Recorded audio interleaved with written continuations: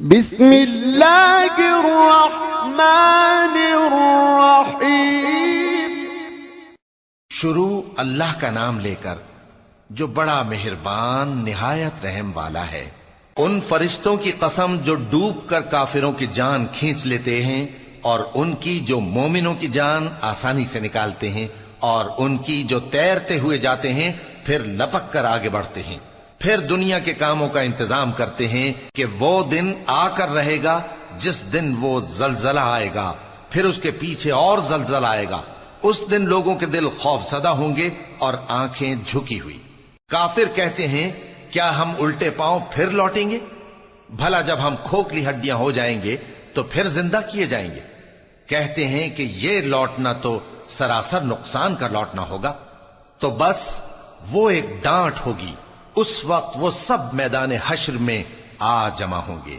بھلا تم کو موسیٰ کی حکایت پہنچی ہے جب ان کے پروردگار نے ان کو پاک میدان یعنی طویٰ میں پکارا اور حکم دیا کہ فرعون کے پاس جاؤ کہ وہ سرکش ہو رہا ہے، پھر اس سے کہو کہ کیا تو چاہتا ہے کہ پاک ہو جائے اور میں تجھے تیرے پروردگار کا رستہ بتاؤں تاکہ تجھ کو خوف پیدا ہو؟ غرض انہوں نے اس کو بہت بڑی نشانی دکھائی مگر اس نے جھٹلایا اور نہ مانا، پھر لوٹ گیا اور تدبیریں کرنے لگا۔ سو اس نے لوگوں کو اکٹھا کیا، پھر بلند آواز سے بولا، سو کہنے لگا کہ تمہارا سب سے بڑا مالک میں ہوں۔ تو اللہ نے اس کو دنیا اور آخرت دونوں کے عذاب میں پکڑ لیا۔ جو شخص اللہ سے ڈر رکھتا ہے اس کے لیے اس قصے میں عبرت ہے۔ بھلا تمہارا بنانا مشکل ہے یا آسمان کا؟ اللہ نے اس کو بنایا، اس کی چھت کو اونچا کیا، پھر اسے برابر کر دیا، اور اسی نے رات تاریک بنائی اور دن کو دھوپ نکالی، اور اس کے بعد زمین کو پھیلا دیا۔ اسی نے زمین میں سے اس کا پانی نکالا اور چارہ اگایا اور اس پر پہاڑوں کا بوجھ رکھ دیا۔ یہ سب کچھ تمہارے اور تمہارے مویشیوں کے فائدے کے لیے کیا۔ پھر جب وہ بہت بڑی آفت آئے گی اس دن انسان جو محنت وہ کرتا رہا یاد کرے گا، اور دوزخ دیکھنے والے کے سامنے لا کر رکھ دی جائے گی۔ اب جس نے سرکشی کی اور دنیا کی زندگی کو مقدم رکھا تو اس کا ٹھکانہ دوزخ ہی ہے۔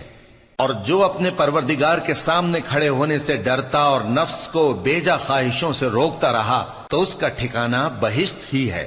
اے پیغمبر صلی اللہ علیہ وآلہ وسلم، لوگ تم سے قیامت کے بارے میں پوچھتے ہیں کہ اس کی آمد کب ہے، سو تم اس کے ذکر کی طرف سے کس فکر میں ہو؟